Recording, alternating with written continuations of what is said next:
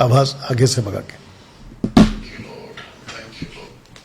आज इस विषय पे आप लोगों से चलो नेक्स्ट 30K चलिए शुरू करिए जी। Thank you Lord.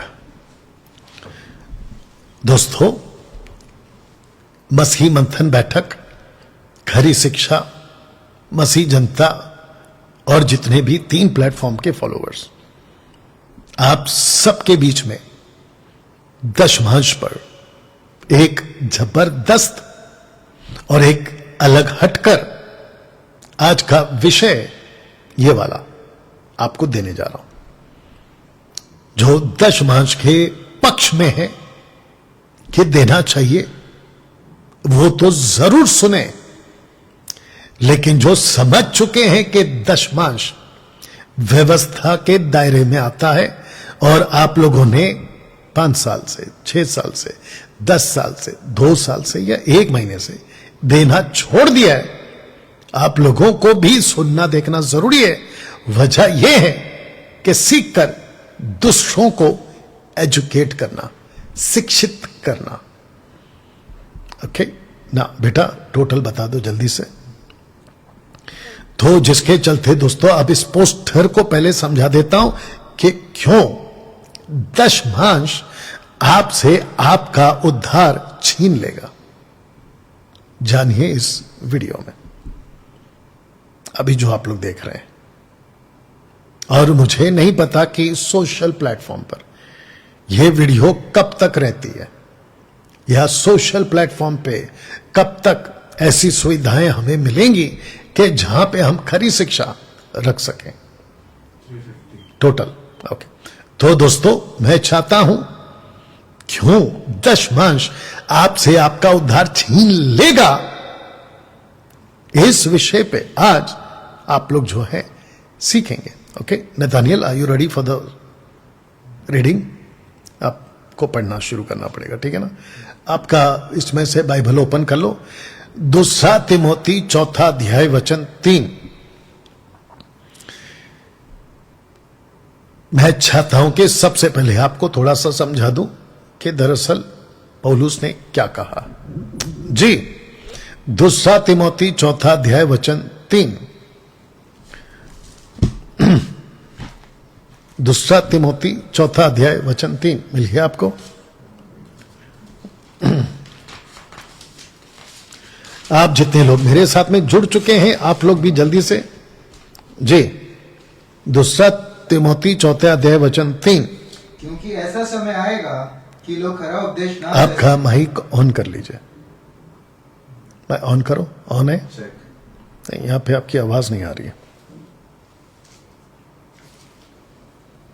ओके अभी बोलो। नहीं, ठीक है।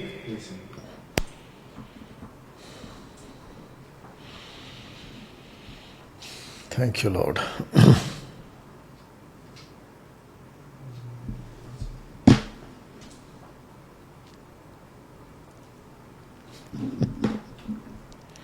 इधर ला।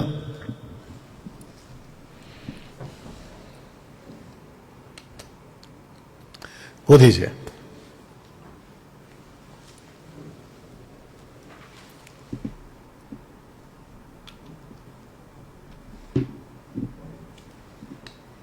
या चेक चेक चेक चेक, देखो आवाज आ रहा है क्या?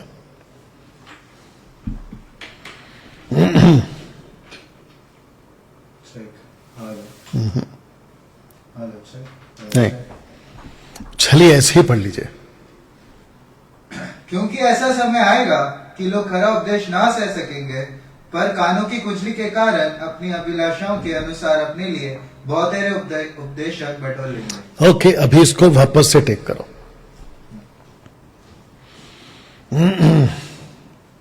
Thank you Lord.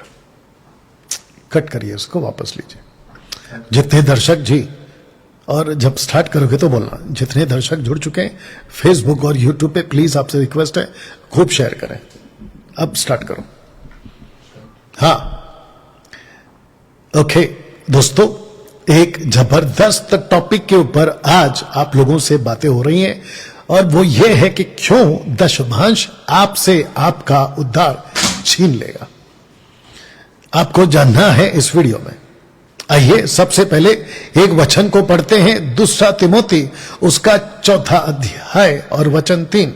इसका जो पिन है ना बेटा, क्या नाम है इसका, ये लैपटॉप का पिन चार्जर देखो नीचे है, कनेक्ट करो जल्दी से और वचन को सुनते हैं। 2 तिमोथी उसका 4 अध्याय वचन 3। यस बेटा पढ़िए। क्योंकि ऐसा समय आएगा कि लोग खरा उपदेश ना सह सकेंगे, पर कानों की खुजली के कारण अपनी अभिलाषाओं के अनुसार अपने लिए बहुतेरे उपदेशक बटोर लेंगे। ओके, तो यहां पे सबसे ज्यादा आपके बॉडी का जो एक पार्ट है उसके ऊपर पौलुस ने बहुत जोर दी है और वो है आपके कान।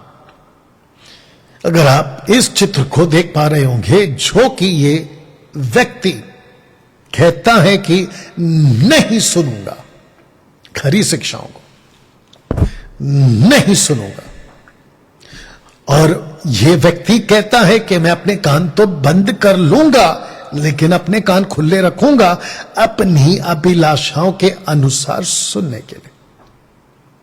वचन को वापस पढ़िए बेटा जी, वापस पढ़िए। 2 तिमोथी 4 अध्याय वचन 3। क्योंकि ऐसा समय आएगा कि लोग खरा उपदेश ना सह सकेंगे, पर कानों की खुजली के कारण अपनी अभिलाषाओं के अनुसार अपने लिए बहुतेरे उपदेशक बटोर लेंगे। तो ऐसा समय आएगा, वो समय आ चुका है, समय आ चुका है। तो दोस्तों कुछ मिनट इसके ऊपर और लूंगा। दोस्तों, जब हम जैसे प्रचारक खरी शिक्षा वाले आपके पास आते हैं फेसबुक, यूट्यूब, इंस्टाग्राम के माध्यम से, तो आप लोगों को कुछ मार्केट में बैठे हैं जो आपके कान को बंद करा देते हैं और उनकी बातें सुनकर आपको लगता है कि जो सोशल प्लेटफॉर्म पे हम जैसे 10% बात करते हैं हमको नहीं सुनना चाहिए। तो जिसके चलते आप लोग क्या करते हैं, हमको सुनना बंद कर देते हैं, जैसे इसने अपने कानों को बंद कर लिया। चित्र में तो आपके लिए मैंने रखा है कि इसने अपने कानों में दीवार खड़ी कर दी कि नहीं सुनना है खरी शिक्षा वालों को, और साथ ही साथ आपने अपने कान खोल लिए हैं अपनी खुद की अभिलाषाओं के अनुसार हमको उपदेशक चाहिए। तो दोस्तों, मुझ जैसे 10% प्रचारक को अन्य भाषा वाले नहीं सुनेंगे, नहीं सुनेंगे। दूसरा दशमांश वाले नहीं सुनेंगे। ले लो जाके ले लो, कोई दिक्कत नहीं। जिसके चलते आपको बताना चाहता हूं, आज का जो मेरा टॉपिक है वो दशमांश ही है, और आपको और मुझको यह समझना जरूरी है कि क्यों पौलुस ने कहा था कि पेटू सेवक आएंगे। उसने क्यों कहा था, आज इस विषय पे आप लोगों से बात करने जा रहा हूं। तो लिखा है, क्योंकि ऐसे लोग हमारे प्रभु मसीह की नहीं परंतु अपने पेट की सेवा करते हैं और चिकनी चुपड़ी बातों से सीधे साधे मन के लोगों को बहका देते। तो कोई तो है जो आपके कानों को ऐसा कर दे रहा है, ऐसा। और कैसी बातें करते हैं ये देख लीजिएगा, चिकनी चुपड़ी बातें। तो पौलुस ने कहा कि ये पेट के सेवक हैं। दोस्तों, और एक वचन दे रहा हूं, फिलिपियो 3:18 पढ़िए। क्योंकि बहुत ऐसी चाल चलते हैं कि जिनकी चर्चा मैंने तुमसे बार बार किया है, और अब भी रो रो कर कहता हूं कि वे अपनी चाल चलन से मसीह के क्रूस के बैरी हैं। ओके, वचन 19। उनका अंत विनाश है, उनका ईश्वर पेट है। वे अपनी लज्जा की बातों पर घमंड करते हैं और पृथ्वी की वस्तुओं पर मन लगाए रहते हैं। ओके, तो इसको कहते हैं कि बहुत थेरे। ऊपर देख लीजिएगा, और मैंने ऊपर आपके लिए पास्टर्स शब्द को डाल दिया, ठीक है ना। आज की तारीख में पास्टर्स बहुत तेरे, चर्च चर्चा में तुमसे बार बार की है कि और भी रो रो कर कहता हूं कि वे अपनी चाल चलन से मसीह के क्रूस के बैरी हैं। मसीह के क्रूस के बैरी, इसका मतलब चाल चलन से आप क्रूस के बैरी हो जाते हैं, क्योंकि क्रूस के ऊपर किसी को बैरी बनाकर ठोक दिया गया था या कीलों से जड़ दिया गया था। एनीवे, आगे बोलूंगा, उसका बताऊंगा। उनका अंत विनाश है, उनका ईश्वर भेंट है। वे अपनी लज्जा की बातों पर घमंड करते हैं, पृथ्वी की वस्तुओं पर मन लगाए रहते हैं। तो दोस्तों, बोलना चाहता हूं, पेटू सेवक का जिक्र आपकी बाइबल करती है, हमारी बाइबल करती है, जिसके चलते मैं भी आपके बीच में पेटू सेवकों का जिक्र करता हूं। तो जितने भी पेटू सेवक हैं जिनका ईश्वर भेंट है, उन लोगों को खरी शिक्षा से दिक्कत होना वाजिब है, ऑब्वियस है। तो दोस्तों, आपको बताता हूं कि क्रेती में सुधार की जरूरत थी, जिसके चलते तीतुस की किताब उसका पहला अध्याय वचन 5 में लिखा है। आइए पढ़ते हैं। मैं इसलिए तुझे क्रेते में छोड़ आया था कि तू शेष रही हुई बातों को सुधारे और मेरी आज्ञा के अनुसार नगर नगर प्राचीनों को नियुक्त करे। ओके, तो बातों को सुधारे, देख लीजिएगा, बातों को सुधारे का मतलब यह होता है कि कुछ बातें बिगड़ी है, उसको सुधारना है। तो जिसके चलते क्रेते में पौलुस ने तीतुस को कहा कि तुझको इसलिए रखा हूं कि तू बातों को सुधारे। ऐसे ही डैनियल राज को, मुझ जैसे 10 टकाओं को मसीह मंथन बैठक को रखा है कि बातों को सुधारे। आइए आगे पढ़ते, वचन 7। क्योंकि अध्यक्ष को परमेश्वर का भंडारी होने के कारण निर्दोष होना चाहिए, ना हठी, ना क्रोधी, ना पियक्कड़, ना मारपीट करने वाला। अब इसका नीचे के पाठ को आराम से पढ़ेंगे। और ना नीच कमाई का लोभी। कौन सी कमाई? नीच, नीच कमाई। अब ये नीच कमाई कितने करते हैं? किसके नाम पे? दशमांश के नाम पे। नीच कमाई दशमांश के नाम पे, ठीक है ना। ना मैं चाहता हूं कि वचन 9 पढ़िए। और विश्वास योग्य वचन पर जो धर्मोपदेश के अनुसार है स्थिर रहो, कि खरी शिक्षा। एक सेकंड, लिखा है कि विश्वास योग्य वचन पर जो धर्मोपदेश के अनुसार है, लिखा है कि स्थिर रहो या स्थिर रहे। इसका मतलब यह हुआ कि हम जो प्रचार कर रहे हैं वो उसी पे कर रहे हैं जो परमेश्वर के धर्मोपदेश के अनुसार है, और उसी पर हम स्थिर हैं। आगे पढ़िए। कि खरी शिक्षा से। एक सेकंड, आराम से वापस पढ़ो।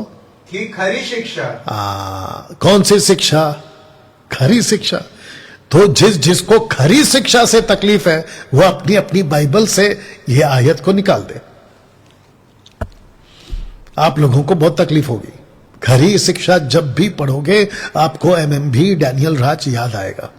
आगे पढ़िए। उपदेश, वापस से पढ़ लेना। खरी शिक्षा से उपदेश दे सके और विवादियों का मुंह भी बंद कर सके। तो विवादियों का मुंह कैसे बंद करेंगे? खरी शिक्षा से। आई बात समझ में? ओके, अब इसको पढ़ते हैं वचन 11। इनका मुंह बंद करना चाहिए, ये लोग नीच कमाई की। एक सेकेंड, तो नीच कमाई कम से कम 2 बार आ गया। तो इसको कहते हैं कि पेटू सेवक क्रेते में थे, उसका प्रूफ दूंगा।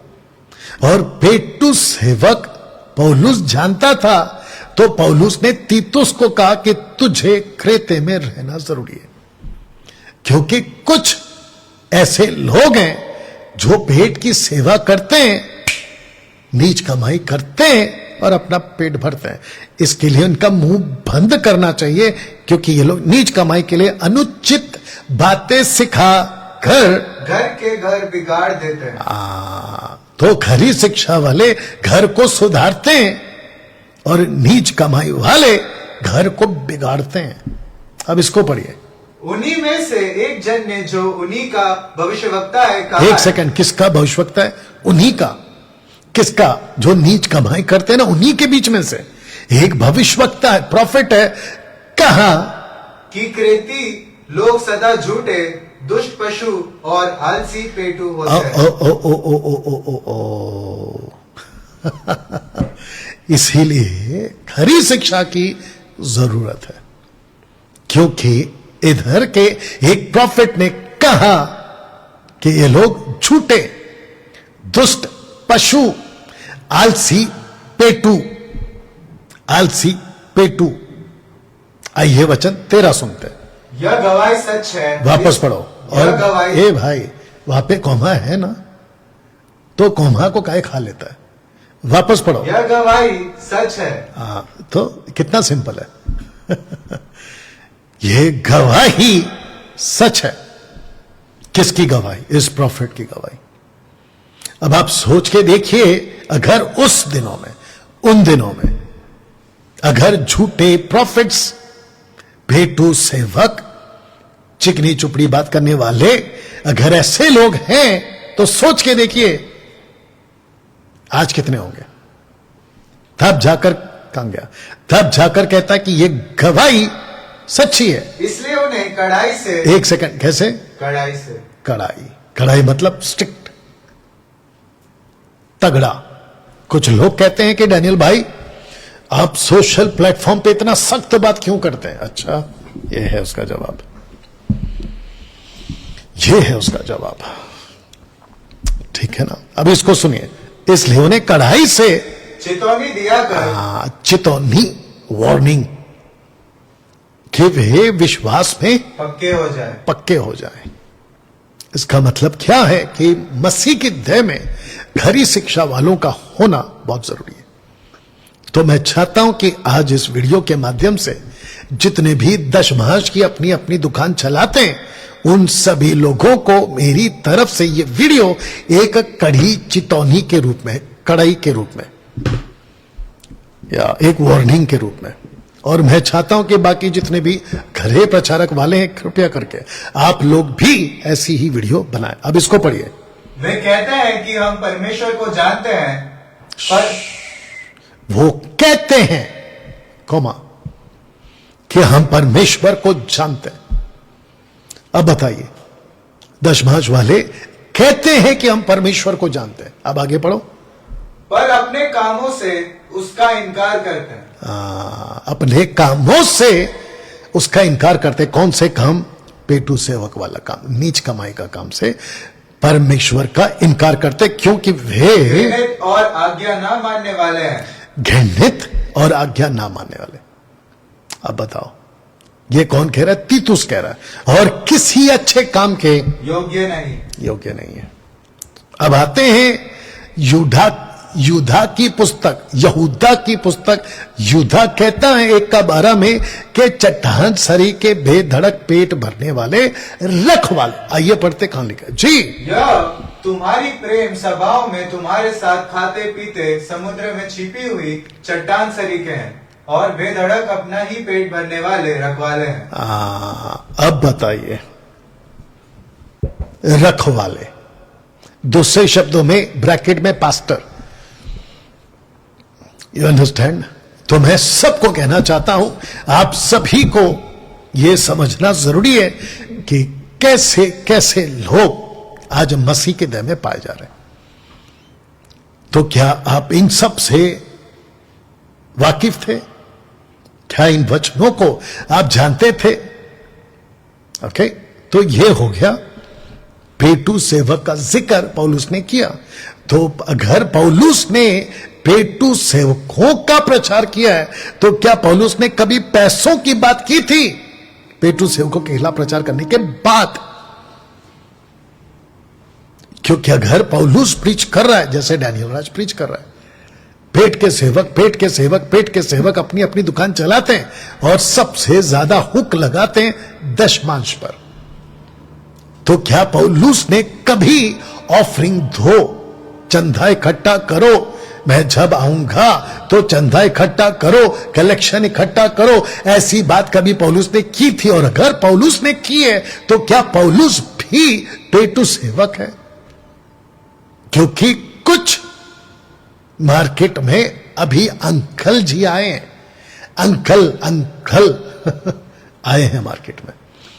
कहता है कि डैनियल राज पैसा मांगता है, तो दरअसल उसके पूंछ पे कहीं ना कहीं घरी शिक्षा ने पैर रख दिया। अब वो ऐसा चीखा है क्योंकि उसके अकाउंट में पैसे आने बंद हो गए। उसके छोड़ो, उनके जैसों के, क्योंकि कलीसिया प्रभु यीशु के वसीले से बोल रहा हूं, पवित्र आत्मा की अगुवाई में बोल रहा हूं कि कलीसिया अब जागरूक हो गई है इन चिकनी चुपड़ी बातों के, पेटू सेवकों के हरकतों से, घृणित हरकतों से। अब वो होशियार हो गई। आज मुझे वॉइस क्लिप आया गोवा से और मुझे कहा गया कि जिस चर्च में वो जाते थे वहां पर अब उन्होंने दशमांश देना बंद कर दिया।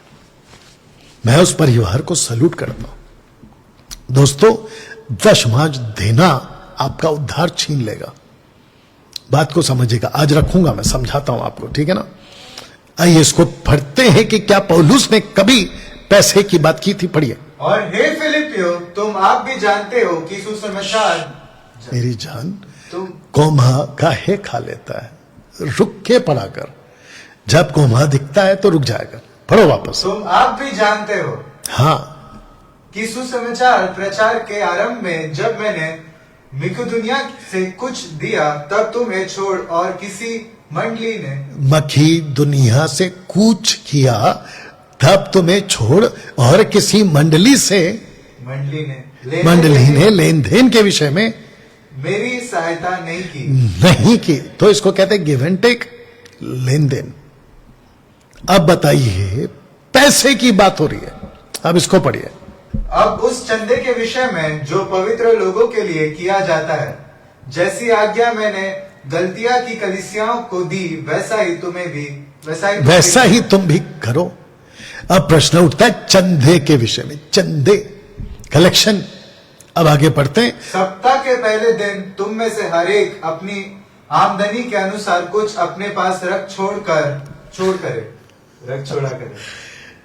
फोकस, अपनी आमदनी के अनुसार कुछ, नॉट 10%। यहां कुछ 10% नहीं है, दशमांश की तो बात नहीं हो रही। कहता है कि अपनी आमदनी के अनुसार कुछ अपने पास रख छोड़ा करे कि मेरे आने पर चंदा ना करना पड़े। तो मेरा प्रश्न उठता है, और साथ ही साथ दूसरा कुरिन्थियों अध्याय 8 अध्याय 9 में कुरिन्थियों की कलीसिया को भी पौलुस ने पैसे की बात, कलेक्शन की बात, चंदा लेने की बात, इसकी बात, उसकी बात, यरूशलेम में जो लोग रहते हैं उनके खाने की बात, भोजन की बात, उनकी कलेश है, उनको दिक्कत आ रही है, उनको पैसा देने की बात की है। तो मेरा प्रश्न उठता है, क्या घर पौलुस ने कहा पेटू सेवकों से सावधान रहो, तो इसका मतलब यह नहीं है कि पौलुस कभी कलेक्शन की बात ही नहीं करेगा या ऑफरिंग की बात ही नहीं करेगा। जैसे कि मैं अभी, वो जो अंकल जी है ना, वो कहते हैं कि डैनियल राज ने पैसा मांगा, तो मैं उनको और इन जैसों सबको बताना चाहता हूं कि पैसा आप मांगते हैं, उसके पीछे का मकसद क्या है। तो एक है खुद के राज्य के लिए और दूसरा है परमेश्वर के राज्य के लिए। उस अंकल को, अब आप लोग सोच रहे हैं यार ये अंकल कौन है, नाम दे देते हैं आपको, Rajesh Paul uncle Rajesh Paul. Okay, वो अंकल कहते हैं कि डैनियल राज पैसे मांगता है। तो अंकल जी, आपको सबसे पहला यह समझना जरूरी है कि हम दशमांश और पेटू सेवक के खिलाफ हैं। चर्च को पैसा देना चाहिए, पास्टर को हेल्प करना चाहिए, चर्च की मरम्मत के लिए पैसा देना चाहिए, ऐसा मैंने कभी नहीं कहा। मेरी कोई वीडियो निकाल के बता दीजिए। You understand? पास्टर को हेल्प करो, बिल्कुल करो, उनका बर्थडे आता है हेल्प करो, लेकिन कौन से पास्टर वो भी बता देता हूं। कल्ट वाले पास्टर को तो मैं बिल्कुल नहीं कहूंगा कि मत, मैं तो बिल्कुल कहूंगा कि मत करो। कल्ट पास्टर, अन्य भाषा वाले, छिब्रिश वाले और पवित्र आत्मा का अपमान करने वाले, वेलकम द होली स्पिरिट वाला गीत गाने वाले, पवित्र आत्मा के नाम पे आत्मा उतर रहा है नीचे गिराने, फायर फायर फायर फायर, ये सब करने वालों के मैं उनको कल्ट के कैटेगरी में लाता हूं। उनको तो मैं कहूंगा कि बिल्कुल नहीं करना, लेकिन मैं बात कर रहा हूं मसीह की दया में, जो पौलुस जैसे खरी शिक्षा जैसे, जिसमें मैं खुद की गिनती करता हूं, उनकी हेल्प जरूर करिए। खुलकर बोल रहा हूं। एनीवे, तो इस पोस्टर को समझना होगा। तो पौलुस ने कहा ऐसे लोग भी हैं जो खुद के राज्य के लिए, और ऐसे लोग हैं जो परमेश्वर के राज्य के लिए।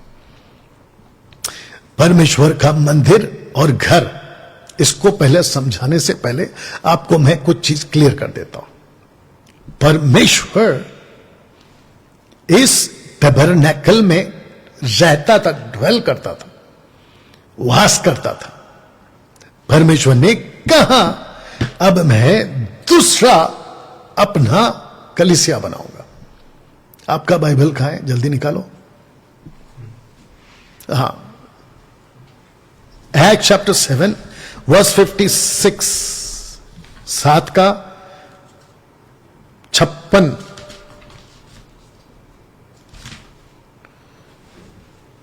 समझते हो ना? 56,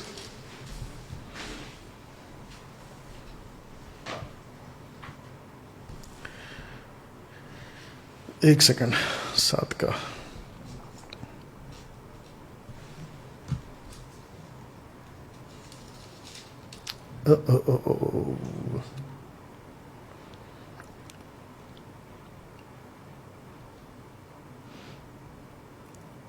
मेरे साथ में बने रहें।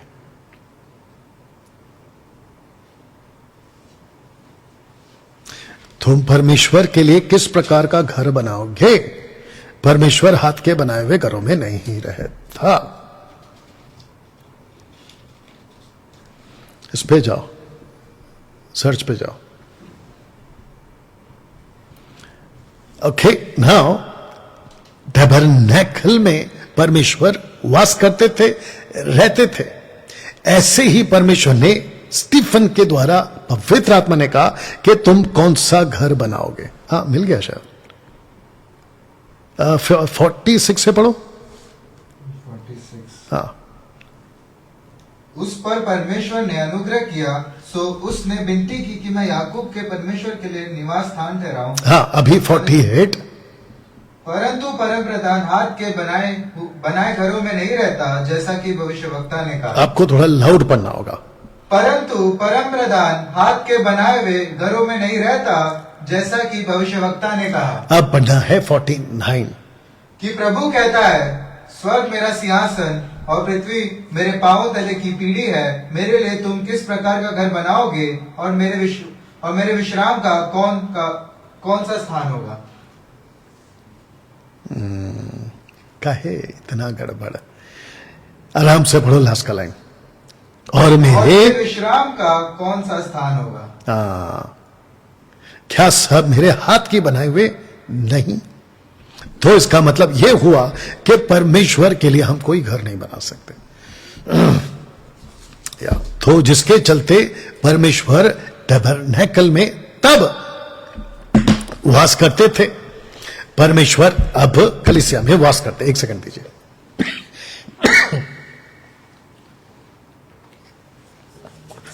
यहां तक ठीक है दोस्तों? ओके, अब मैं चाहता हूं कि आप इस बात को समझें। आप इसके पोस्टर को ठीक से देख लें पहले।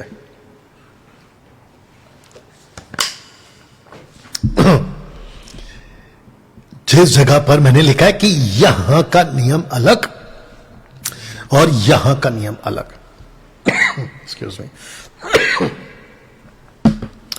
एक सेकंड और दीजिए।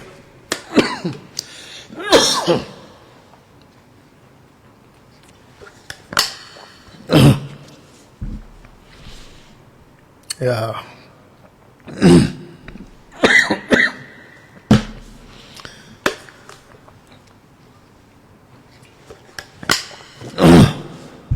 ओके, एक है परमेश्वर का मंदिर और दूसरा है परमेश्वर का घर, जिसको हम टैबरनैकल कहते हैं।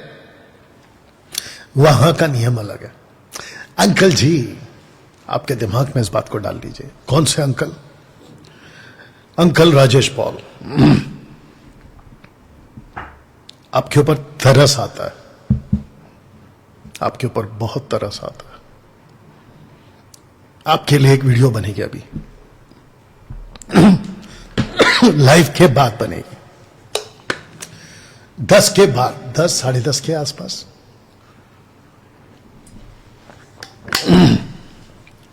जितने दर्शक इस वक्त में देख रहे हैं उन सबको बताता चलो, 450 उन सबको बताता चलो,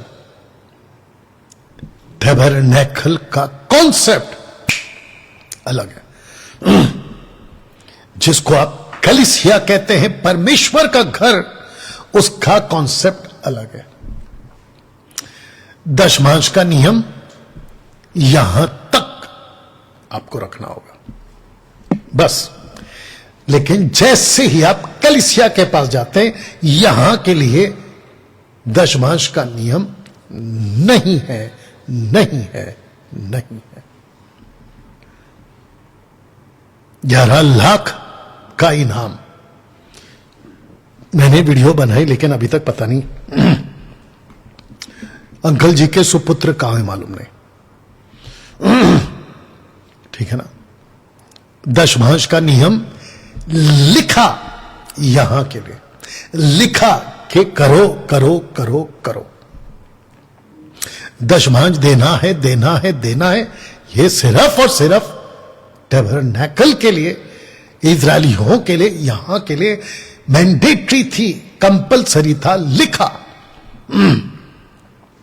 लेकिन जैसे ही कलीसिया के पास आए तो इस कलीसिया के लिए किसी प्रकार का कोई कानून जो यहां चलता था यहां पे भी चले, ऐसा नहीं लिखा, नहीं लिखा, नहीं लिखा। तो जिस चीज को नहीं लिखा है, अंकल के सुपुत्र, उसको क्यों पूछते हो? और इन जैसों के लोग क्यों पूछते हैं? जो चीज परमेश्वर ने खुद तय किया है, उसको तुम क्वेश्चन में क्यों डालते हो कि क्यों नहीं लिखा, क्यों नहीं लिखा? और क्योंकि यहां पे दशमांश की बात नहीं लिखी, यहां के लिए एनिमल सैक्रिफाइस नहीं लिखा, यहां पे खतना सरकमसाइज के बारे में नहीं लिखा, यहां पे रिचुअल्स कम से कम रखूंगा, कम से कम 613 कानून यहां के लिए नहीं लिखा, तो फिर उसके ऊपर क्यों नहीं पूछते कि क्यों नहीं लिखा? जैसे दशमांश को आप लोगों ने अपने अपने लोगों पे थोप दिया है, ऐसे ही खतना भी थोपो। अगर हिम्मत है तो थोपो। और अपने अपने पंजाब के कलीसिया को कहो कि आने वाले हफ्ते से तुम लोग जो है ना, जानवरों की बलि करने के लिए जानवर लेके आओ। ऐसा कर सकते हो? नहीं कर सकते। तो ये उठ पटांग की बातें ये पेटू सेवक लोग करते क्यों है? हाँ, करते क्यों है? आइए इसको पढ़ते बेटा। यदि मेरे आने में देर हो तो तू जान ले कि परमेश्वर का घर जो जीते परमेश्वर की कलीसिया है और जो सत्य का खंबा और नेव है, उसमें कैसा बर्ताव करना चाहिए। अब पढ़ाना सटीक। ओके, अब मैं चाहता हूं कि आपके बीच में रख दूं, कलीसिया को परमेश्वर अपना घर कहता है, ना कि टैबरनेकल को अपना घर नहीं कहता। वो कलीसिया को अपना घर कहता है। जितनी ताकत है तेरे में और लगा दे और इसको अंकल और सुपुत्र तक पहुंचा दे। यदि मेरे आने में देर हो तो तू जान ले कि परमेश्वर का घर जो जीते परमेश्वर की कलीसिया है और जो सत्य का खंबा और नेव है, उसमें कैसा बर्ताव करना चाहिए। बेटू सेवकों, अपने दोनों कान खुले करके सुनो। टैबरनेकल को और 613 कानून को परमेश्वर ने अपना घर नहीं बोला। इसीलिए एक्ट चैप्टर 7 वर्स 48 एंड 49 में स्टीफन कहता है कि परमेश्वर के लिए तुम कौन सा घर बनाओगे? तो तुम नहीं बना सकते, बल्कि प्रभु यीशु ने पतरस से कहा मत्ती 16:18 में कि मैं अपनी कलीसिया बनाऊंगा। और यह वही कलीसिया है जिसके लिए यीशु ने अपना लहू दिया।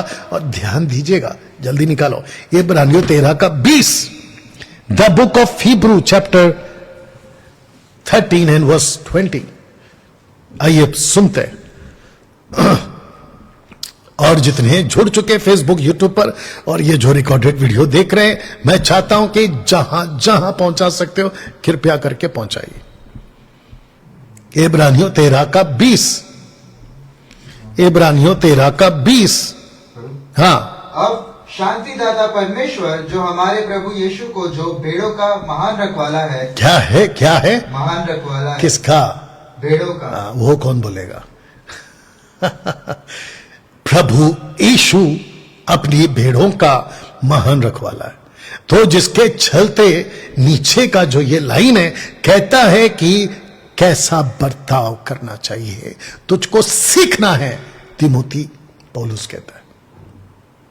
तो भारत में जितने भी कलीसिया चलाते हैं, वो कलीसिया आपका नहीं है, बल्कि परमेश्वर का घर है, और उस घर का एक रखवाला है, उसका नाम प्रभु यीशु है। और पौलुस कहता है कि उस घर में तुम कैसे बर्ताव करो, इसको सीखो, इसको सीखो। अनाप शनाप नहीं बकना है, और कोई भी कानून नहीं थोपना है, और कम से कम मूसा द्वारा 613 कानून तो बिल्कुल भी नहीं थोपना है। तब जाकर लिखा है कि 613 कानून जो परमेश्वर ने मूसा द्वारा दिए सिर्फ इस्राएलियों और तंबू के सेवकाई के लिए, जो अंदर सेवा करते हैं उनके लिए। जो पास्टर दशमांश लेता है, मेरा उनसे पहला क्वेश्चन है, क्या तुम लेवी हो? अपने चर्च को प्रूफ कर देना, खास करके अंकल जी, अपने चर्च को प्रूफ करो कि तुम लेवी हो। और मैं तुमको बताता हूं कि तुम्हारी 7 पुश्तें खत्म हो जाएगी, तुम नहीं कर पाओगे, क्योंकि तुम हो ही नहीं। अरे तुम छोड़ो, मैं खुद नहीं हूं। हम में से कोई भी लेवी नहीं है भारत में, और हमको लेवी होने के लिए ना पहला इजराइल में पैदा होना होगा, जूइश बनना पड़ेगा, और हम लेवी गोत्र में भी नहीं आ पाएंगे। बताइए, तो कैसे आप लोगों ने इतना बड़ा स्कैंडल चला रखा है दशमांश के नाम पे, इतना बड़ा फ्रॉड चला रखा है दशमांश के नाम पे, इतना बड़ा गड़बड़ कर रखा है दशमांश के नाम पे, जबकि परमेश्वर के घर में यह कभी कानून था ही नहीं। परमेश्वर के घर के ना पतरस ने सिखाया, ना पौलुस ने सिखाया। अच्छा, इनका एक और नाटक है आजकल, दशमांश वाले पेटू सेवकों का। कहते हैं कि कहां लिखा है कि दशमांश नहीं देना है। अरे भाई, यही तो बताया था ना पिछली वीडियो में। आप लोग जब भी दशमांश की बात करोगे चर्च में पेटू सेवकों, तो सटीक बोलना, ना तो देने को बोला है, ना नहीं देने को बोला है। देने के लिए भी नहीं लिखा है, नहीं देने के लिए भी नहीं लिखा है। ऐसा बोल के चर्च में देना, और चर्च को डिसाइड करने दो कि देना है कि नहीं देना है। You understand? 613 कानून में से कहते डूज एंड डोंट्स, 248 है डोंट्स, माफ करना डूज, एंड 365 है डोंट्स। यानी कि 248 करना है और 365 नहीं करना है, 613 कानून में से।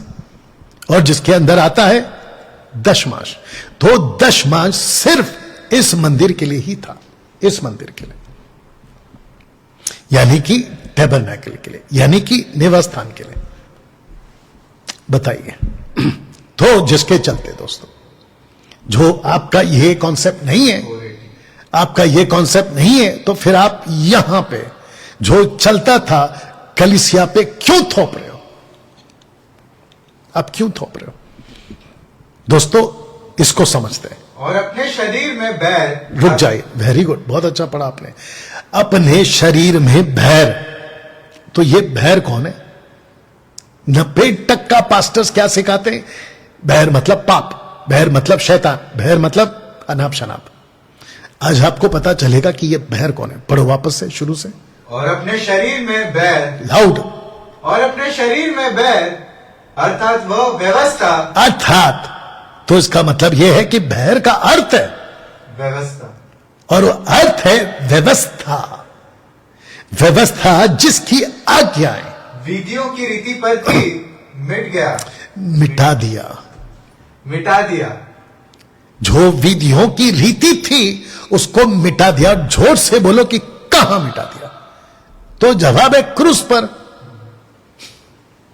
कि दोनों से रुक जा मेरी जान, कहां मिटा दिया? क्रूस पर।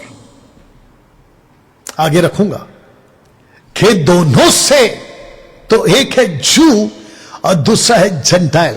दोनों का कैपिटल लेटर डाल दिया मैंने आपके लिए, फर्स्ट लेटर। अब पढ़ो कि दोनों में से, दोनों से अपने में एक नया मनुष्य, एक सेकेंड, दोनों को एक मनुष्य बोला है, दोनों को मनुष्य बोला है।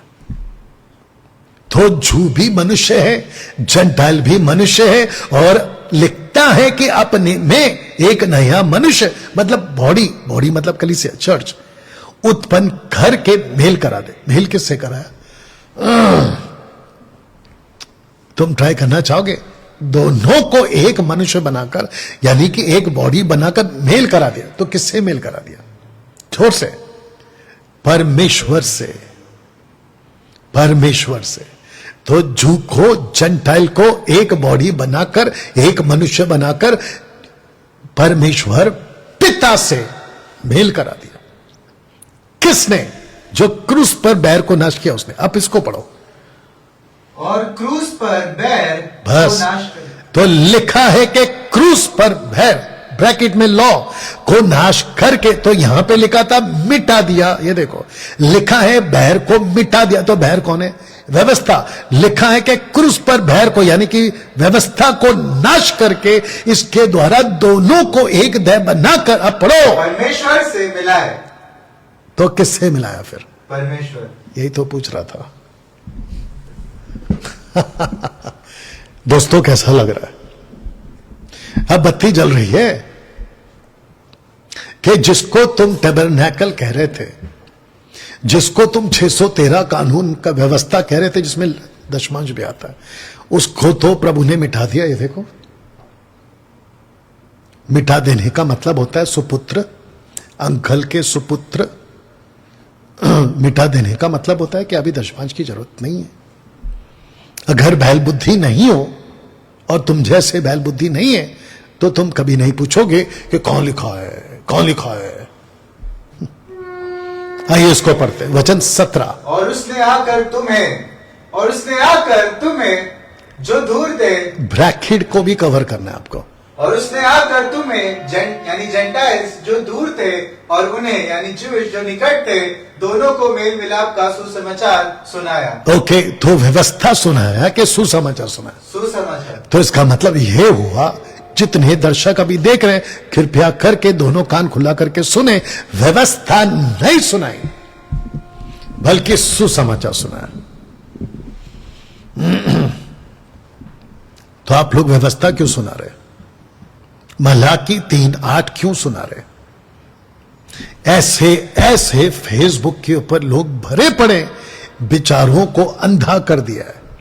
फेसबुक में कुछ लोग आते हैं, कहते हैं कि डैनियल भाई मलाकी 3:10-8 में क्या लिखा है, वहां तो तायद देने की बात लिखी। उनको पता ही नहीं है। पहली बात, मलाकी 3:8-9-10 इनके लिए है ही नहीं। वो टैबरनैकल के लिए था, वो इजरायलियों के लिए था। आज की कलीसिया परमेश्वर के घर के लिए नहीं है, लेकिन बिचारों को अंधा करके रखा हुआ। शुक्र है एमएमबी के लोगों, अपनी हाथ और अपने हाथ को शाबाशी दे दो पीठ के ऊपर खुद की, और खुद को शाबाशी इस बात की दो कि आप लोग खरी शिक्षा में, नहीं तो इन जैसों के चक्कर में अंधे होके घूमते रहते। आसमान से गिरे, आगे का बोल दे।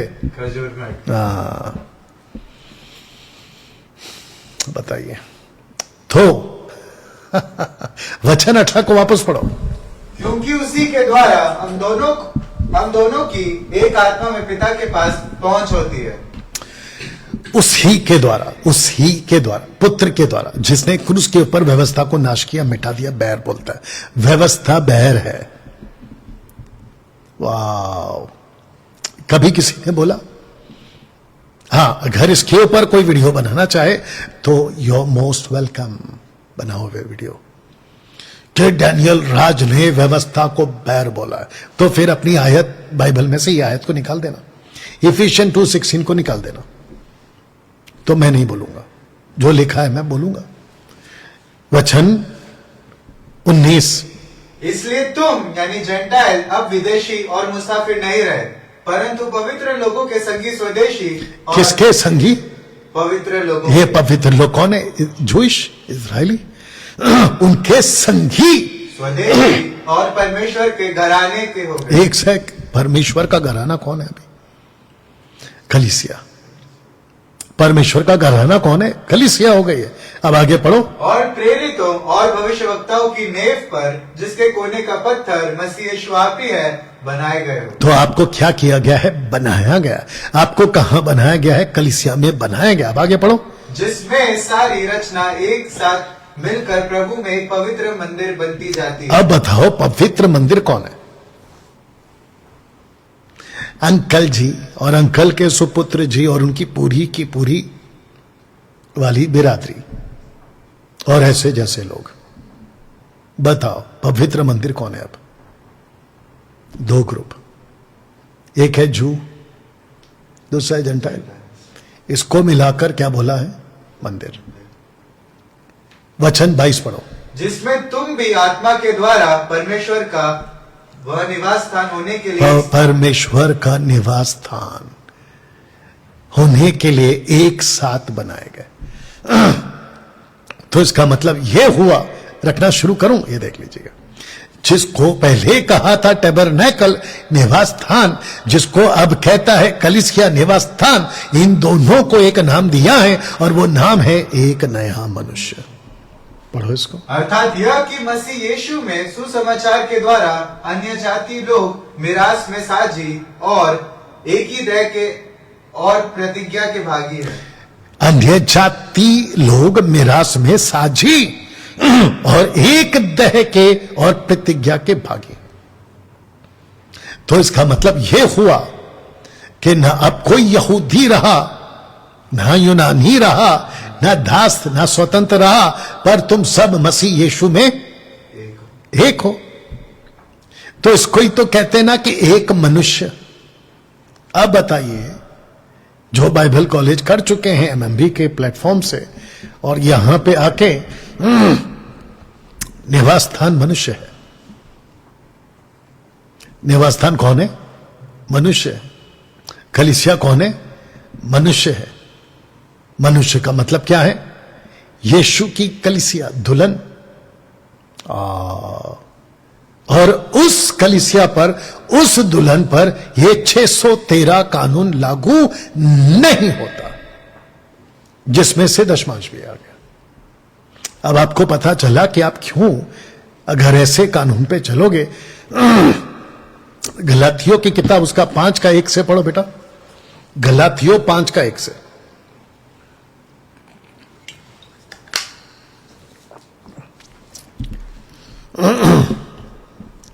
या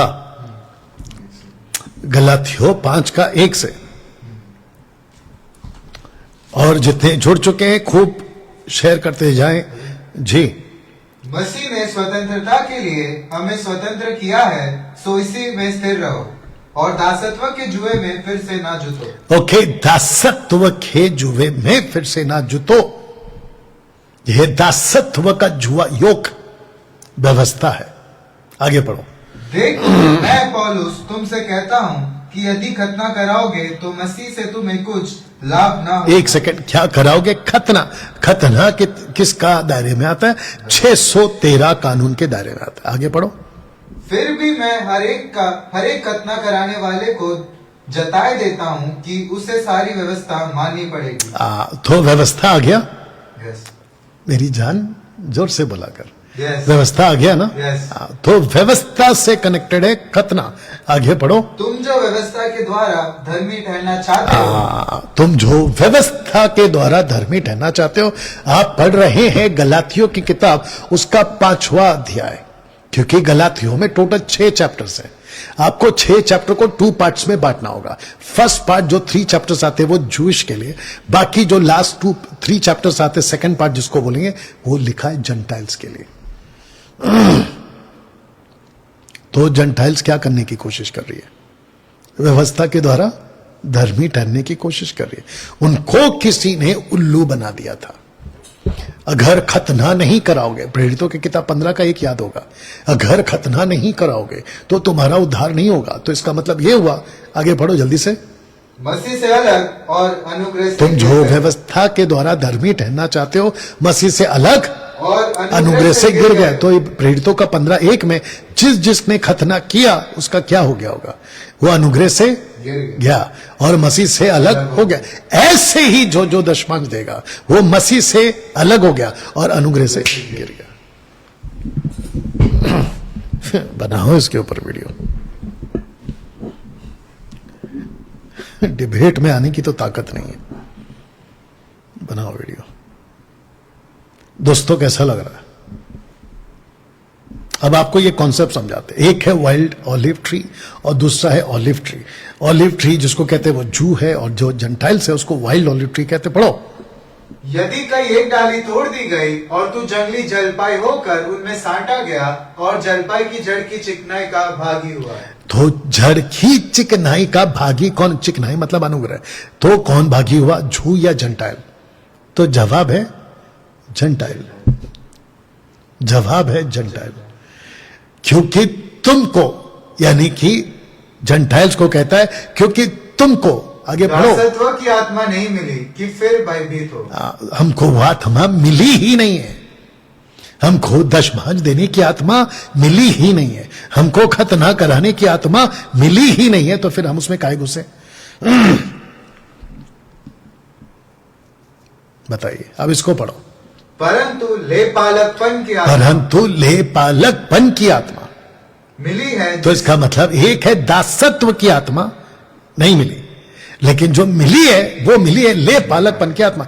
adopted spirit, adopted spirit, you understand?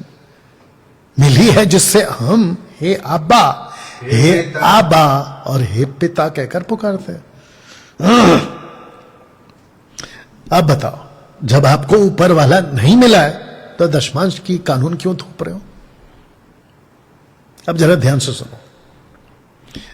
जिस व्यक्ति ने अभी तक खतना करा रहे हैं, खतना की टीचिंग दे रहे हैं, एनिमल सैक्रिफाइस की टीचिंग दे रहे हैं, वो सारे के सारे प्रभु यीशु में आने के बाद भी अपना उद्धार खोने वाले। ऐसे ही एक और चीज अभी जोड़ दे रहा हूं, क्योंकि वो 613 कानून के दायरे में आता है।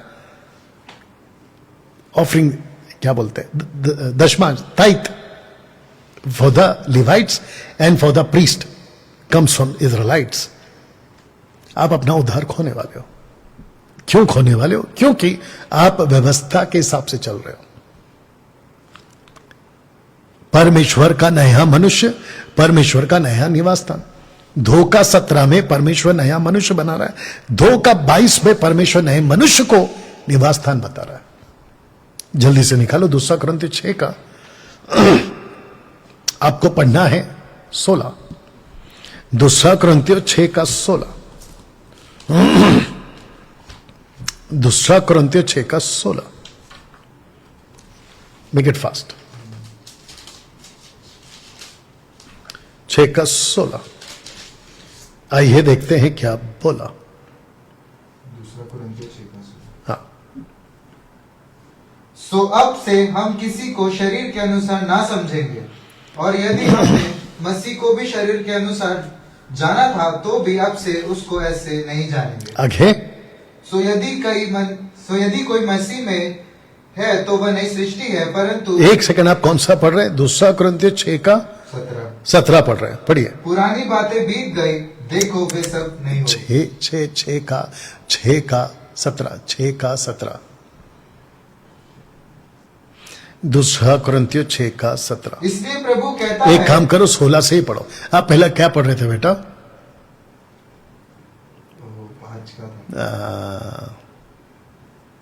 16 पढ़ो, 6 का 16। और मूर्तियों के साथ परमेश्वर के मंदिर का क्या संबंध, क्योंकि हम तो जीते क्योंकि हम तो परमेश्वर के मंदिर हैं, जैसा परमेश्वर ने कहा। आगे पढ़ो। कि मैं उनमें बसूंगा और उनमें चला फिरा करूंगा, और मैं उनका परमेश्वर होऊंगा और वे मेरे लोग होंगे। इसलिए प्रभु कहता है उनके बीच में से निकलो और अलग रहो। अलग रहो। अब बताइए, आप कौन है? परमेश्वर के मनुष्य। मनुष्य परमेश्वर का क्या है? निवास स्थान। ये प्रूफ हो गया आपको। तो इसका मतलब यह हुआ कि अब आपको किसी प्रकार का पुराने नियम को फॉलो नहीं करना। अब इसको पौलुस एक नया मनुष्य कहता है, इसलिए इस मनुष्य को दशमांश नहीं देना है, नहीं देना है, नहीं देना है, दशमांश नहीं देना है। जैसे ही आप दशमांश दोगे आप अपना उद्धार खो दोगे। डंके की चोट पे बोल रहा हूं, क्योंकि दशमांश का कनेक्शन व्यवस्था से आ गया। हां, अगर मुझे कोई यह प्रूफ करके बता दे कि दशमांश व्यवस्था का नियम नहीं है और दशमांश कलीसिया के लिए है, तो मैं सोशल प्लेटफॉर्म पे आना, प्रीच करना बंद कर दूंगा। बताइए। अब प्रश्न उठता है कि डैनियल भाई, अगर हमको दशमांश नहीं देना है तो फिर चर्च को कैसे चलाएं? चर्च की जो देख रेख है उसको कैसे करें? उसके लिए भी पौलुस ने रास्ता निकाला है और उसको कहते हैं फ्री विल ऑफरिंग। 2 कुरिन्थियों 9:7 में आपको पता होगा क्या लिखा है, निकालो जल्दी से। 2 कुरिन्थियों 9:7 मैं आपके लिए पढ़ देता हूं। 9:7, हाँ पढ़ो जल्दी से। हर एक जन जैसा मन में आए वैसा ही दान करे, ना कुड़ के और ना दबाव से, क्योंकि परमेश्वर हर्ष से देने वालों से प्रेम रखता है। ओके, इसका फर्स्ट पार्ट पढ़ो, ए पार्ट। हर एक जन जैसा मन में ठाने वैसा ही दान करे, ना कुड़ के। वैसा ही दान करे, वहां पे कॉमा है बेटा। कुड़ के क्या बात है? इसमें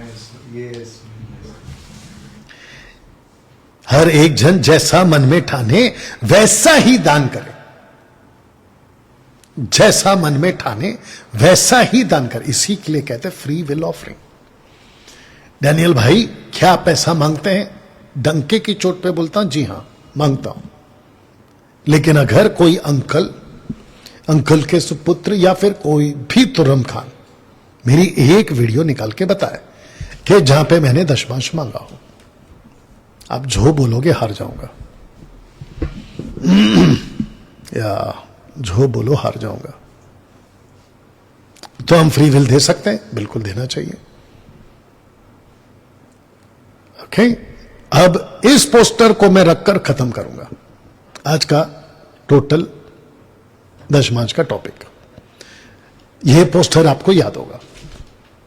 आज 90% सेवक उस मसीह की देह जो कलीसिया प्रभु का घर है, उसको दशमांश के नाम पे अपने राज्य को भर रहे, जबकि पौलुस जैसा आदमी परमेश्वर के राज्य के लिए चंदे की, ऑफरिंग की, कलेक्शन की बात करता है। लोगों को यह मत कहो कि देना ही है, यह गलत हो जाएगा। लोगों को कहो आपकी मर्जी है तो दे दो। मर्जी पे चलता है परमेश्वर का कार्य, सब ठीक मर्जी पे चलता है। जितने फेसबुक और यूट्यूब पर है सबको बताता चलूं, दशमांश देना बंद करिए, बंद करिए दशमांश देना। फेसबुक, यूट्यूब वालों और रिकॉर्डेड वीडियो वालों, जैसे ही ये वीडियो आपके पास में पहुंचती है तुरंत, नहीं तो आप अपना उद्धार खो दोगे और नरक चले जाओगे, नरक चले जाओगे। You understand? क्या फायदा फिर? संसार को त्यागा, पत्थर लकड़ी को त्यागा, जिसको मूर्ति पूजा कहते हैं, और अपने जीवन के वो तमाम पाप को त्यागा, वो सब कुछ को त्याग कर आपने बाइबल पकड़ ली और जाके ऐसे लोगों के पास चले गए जो पेटू सेवक है।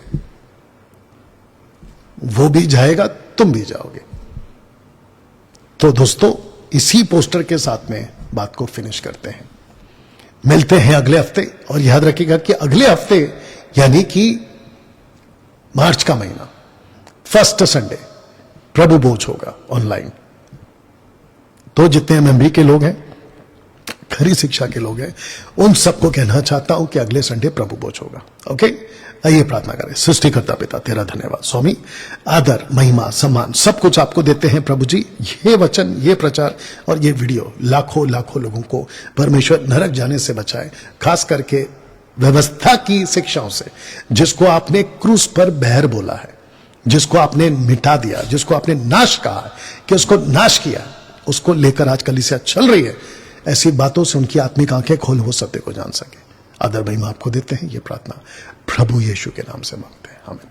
चलिए दोस्तों, अपना ख्याल रखिए, मिलते हैं अगले वीडियो के साथ और अगले हफ्ते। God bless.